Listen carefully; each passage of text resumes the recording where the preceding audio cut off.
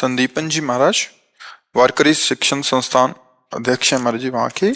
महाराज जी प्रणाम। महाराज जी कृपा करके साधन में विक्षेप दोष हटाने के लिए आशीर्वाद दीजिए। इसमें कमर कसने की जरूरत है, आशीर्वाद की जरूरत नहीं है। विक्षेप क्या होता है? बार बार विपरीत चिंतन होना, विषयों का आकर्षण होना, यही तो विक्षेप होता है। विपरीत चिंतन होना, अपने आराध्य देव के प्रतिकूल चिंतन होना, हमारी बात समझ रहे हो, या प्रतिकूल भोगों का आकर्षण होना, इसी को विक्षेप कहते हैं। जैसे हम बार बार अपना चित्त प्रभु के चरणों में लगाना चाहते हैं और वो विपरीत विषयों में जाता है, वो विपरीत विषयों का चिंतन करता है। इसमें आशीर्वाद की जरूरत नहीं होती। अभ्यास योग युक्तेन चेतसा नान्यगामिना, हमें डटकर लड़ाई लड़नी है। अब हम विट्ठल विट्ठल विट्ठल जप रहे हैं, हमारा मन हमारे सामने विपरीत बातें पेश कर रहा है, हमको ना बुरा मानना है ना अच्छा मानना है, अपने आप नष्ट हो जाएगा। जैसे कोई भी मैसेज जब हमें डिलीट करना होता है तो सामने आता है ना, तो जब हम नाम जप करते हैं तो मन में अनंत जन्मों के संस्कार जमा है। कोई काम का संस्कार है, कोई क्रोध का है, कोई रागात्मक है, कोई द्वेषात्मक है, वो निकलते हैं। और हमारी तन्मयता मन में है, प्रियता हमारी मन में है। तो जब मन में गंदी बात या कोई ऐसा भगवत प्रति, तो हमें घबराहट पैदा, ऐसा क्यों आता है? नहीं होना चाहिए, तटस्थ एकदम। आप नाम जब कर रहे हैं तो मन को निर्मल किया जा रहा है। चेतो दर्पण मार्जनम, चित्त रूपी दर्पण का मार्जन हो रहा है नाम कीर्तन से। नाम जब करते हैं या नाम कीर्तन करते हैं तो हमारा चित्त जो मलिन हो गया है, वो मलिन हुआ है काम से, क्रोध से, लोभ से, मोह से, मद से, मत्सर से, अब वो नष्ट। अब हमको अगर उसके द्वारा दी गई स्फुरणा में अच्छा लगा तो नष्ट हो गए, और बुरा लगा तो उसका संस्कार बन गया, ना अच्छा ना बुरा, सम, वो निकलता चला जा रहा है। हम अपना शुरू है राधा राधा राधा राधा, वो निकलता जा रहा है। बिल्कुल आपकी स्वीकृति के बिना आपका मन कुछ नहीं कर सकता, ये पता है आपको। आपको अपनी सामर्थ्य इतनी तो पता है, भगवत दासत्व में युक्त है कि मन वही करेगा जिसकी हम स्वीकृति दे देंगे। पता है आपको, ये बात समझ में है? मन अपनी मनमानी तभी कर सकता है जब हम दस्तखत कर देंगे, हाँ मैं ये खाऊंगा, मैं ये देखूंगा, मैं ये सूंघूंगा, मैं ये भोगूंगा, तभी वो कर सकता है, अन्यथा नहीं कर सकता। तो हम गलत स्वीकृति देना, वो हमारे सामने गलत पेशगी करेगा, भगवत विमुख बातें रखेगा, हम उसमें दस्तखत ना करें तो हमको जलाएगा, हमको परेशानी पैदा करेगा, क्योंकि हमारी ममता है मन से, तो व्यथा पैदा करेगा। तो यम ही न व्यथ्यन्ते पुरुषम पुरुषर्षभ सम दुखा सुखाधीरम स्वमृतत्वाय कल्पते। जो मन के द्वारा दी हुई व्यथा से व्यथित नहीं होता, जो सुख दुख में समान धैर्य धारण करता है, वो अमृत पद का अधिकारी हो सकता है। विचार के द्वारा हम विक्षेप का नाश करें, घबराने की बिल्कुल कोई जरूरत नहीं है। ये आपके अंदर ही नहीं आता, हर साधक के अंदर आता है, हर साधन मार्ग में आता है। हमको विक्षेप से लड़ना है, घबराना नहीं है, अपने आप नष्ट हो जाएगा। ये जो नाम मिला है ना गुरु कृपा से, ये सारे विक्षेपों के मिटिया मेट कर देगा। बस आप इसको निरंतरता बनाए रखें। जो नाम में अंतर बर्दाश्त करता है, जो नाम भूल जाता है, वो अभी कच्चा है। सच्चा साधक वही है जो भारी से भारी विपत्ति या भारी से भारी संपत्ति या अनुकूलता प्रतिकूलता में अपने इष्ट देव का नाम ना छोड़े, नाम ना भूले। त्रिभुवन की राज लक्ष्मी देने पर भी जो आधे पल के लिए भी प्रभु का विस्मरण नहीं करे, वो महाभागवत। त्रिभुवन की राज लक्ष्मी देने पर भी विट्ठल विट्ठल विट्ठल, राम कृष्ण हरि राम कृष्ण, चाहे जैसी परिस्थिति हो, हमारी जिह्वा से नाम न छूटे। विक्षेप क्या कर लेगा? विक्षेप की सत्ता नहीं है और नाम की सत्ता है। जो ही नाम वही नामी। भगवान श्री कृष्ण ने अपनी संपूर्ण सामर्थ्य नाम में रख दी है। भगवान श्री कृष्ण का ये अक्षर अवतार है नाम। कृष्ण, राधा, विट्ठल, वही तो है ना, वही है, दूसरा तो नहीं। राम बोलो, हरि बोलो, कृष्ण बोलो, शिव बोलो, तत्व तो एक ही ना, परमात्मा तो एक ही ना। बस इतना विश्वास कर लो कि जो नाम है वही श्री कृष्ण है, जो नाम है वो इतनी सामर्थ्य रखता है कि श्री कृष्ण को अधीन कर लेगा, अजित को जीत लेगा। नाम जापक अजित को जीत लेता है। ये विक्षेप क्या चीज है? हम घबरा जाते हैं, हम विक्षेप को स्वीकार कर लेते हैं, तभी विक्षेप हमको बाधा पहुंचाता है, नहीं विक्षेप बाधा नहीं पहुंचा सकता। जैसे 4 लोग यहाँ कोलाहल इधर कर रहे हों और मुझे नाम जप करना है, तो हम पूरी शक्ति लगाएंगे कि एकाग्रता हमारी नाम में रहे। वो कोलाहल कर रहे हैं, उनका हमारे ऊपर प्रभाव ना पड़े।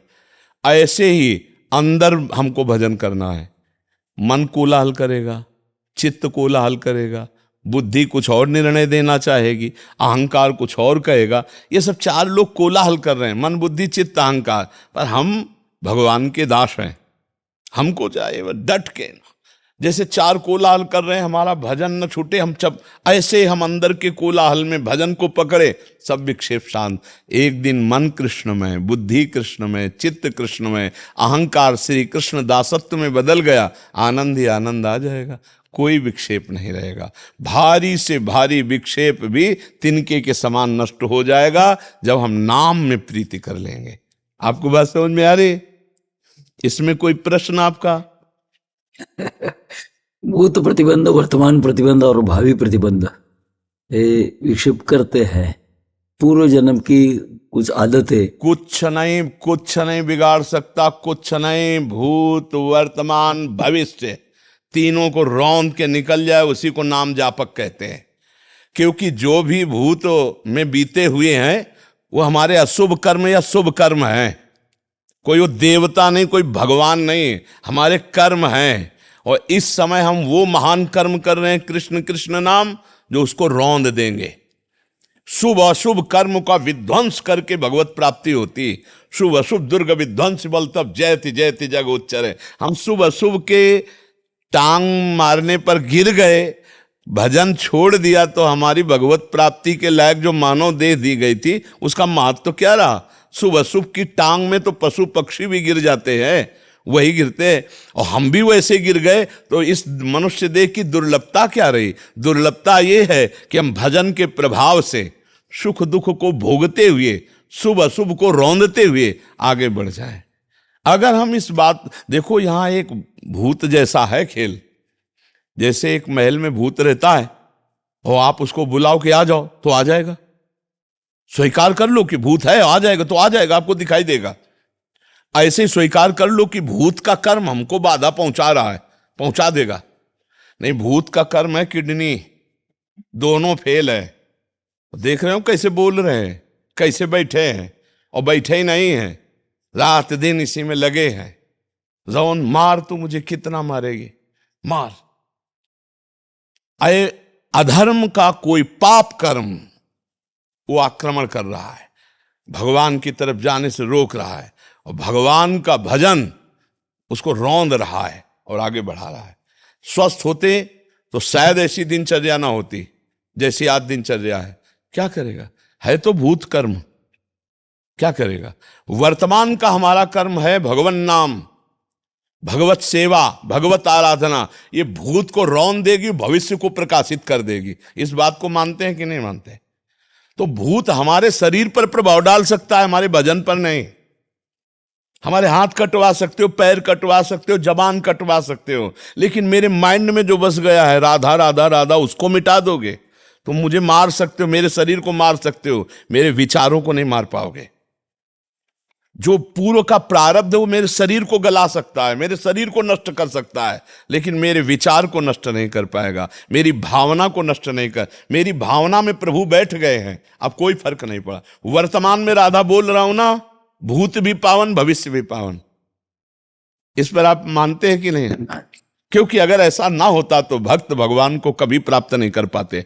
क्योंकि बड़े बड़े महाभागवतों के भी भूत में, पूर्व में कोई न कोई पाप कर्म हुए हैं।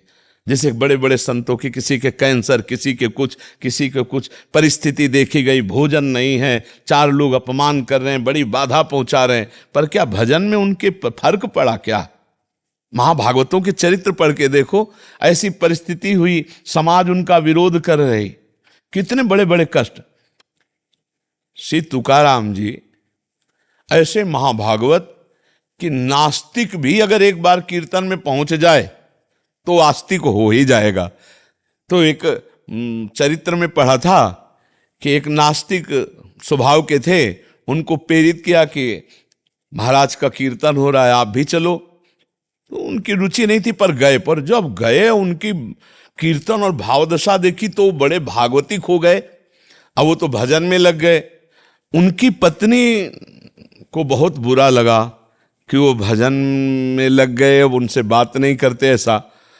तो उसने सोचा जिसने इनको भजन में लगाया एक बार उसको दंड तो देंगे ही हम। तो बड़ी चतुराई से कहा कि आपका तो उद्धार हो गया, क्योंकि आप उनसे एक बार उनको घर लाओ, हम भी चरणामृत उतारे, हम भी पास बैठे, और उधर भगोने पे चढ़ा दिया पानी आग में, 5-10 किलो पानी, और वो खौल रहा है। तो वो गए तुकाराम जी से कहा कि मेरा तो उद्धार हो गया, मेरी पत्नी का भी उद्धार हो जाए, आप घर पधारो। अब वो सरल चित्त संत भगवंत के स्वरूप ही है, वो सहज में आ गए। अब वो ऐसे बैठे चर्चा कर, पीछे से खौलता हुआ पानी आके ऐसे तुकाराम जी के पूरे शरीर में डाल दिया। ओ विठल विठल विठल।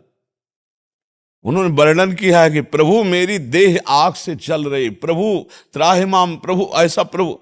अब आप सोचो उस स्त्री के दिमाग में बैठ करके पूर्व प्रारब्ध कर्म ही आया, क्योंकि भगवान के भक्त का कोई बाल बांका कर सके रोष में आकर, ऐसा त्रिभुवन में कोई पैदा नहीं हुआ।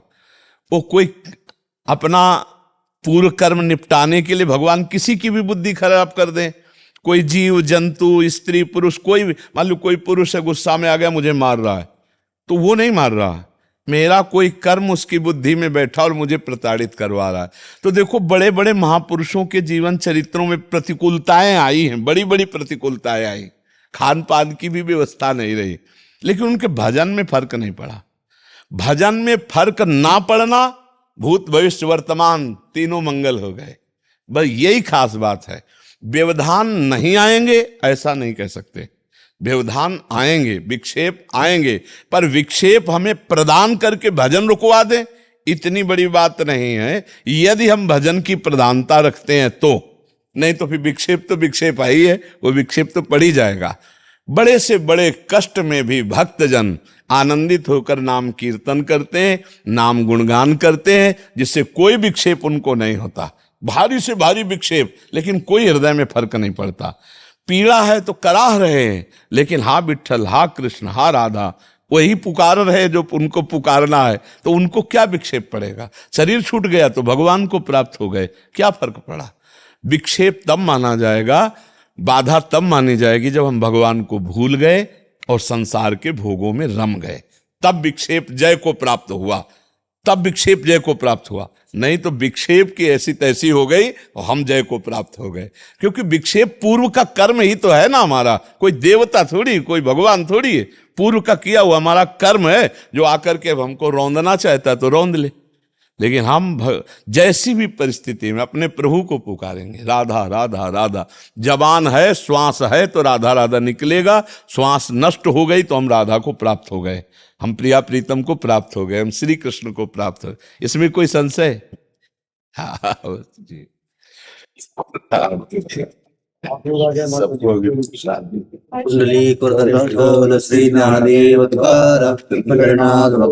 की, गोपाल कृष्ण भगवान महाराज की जय।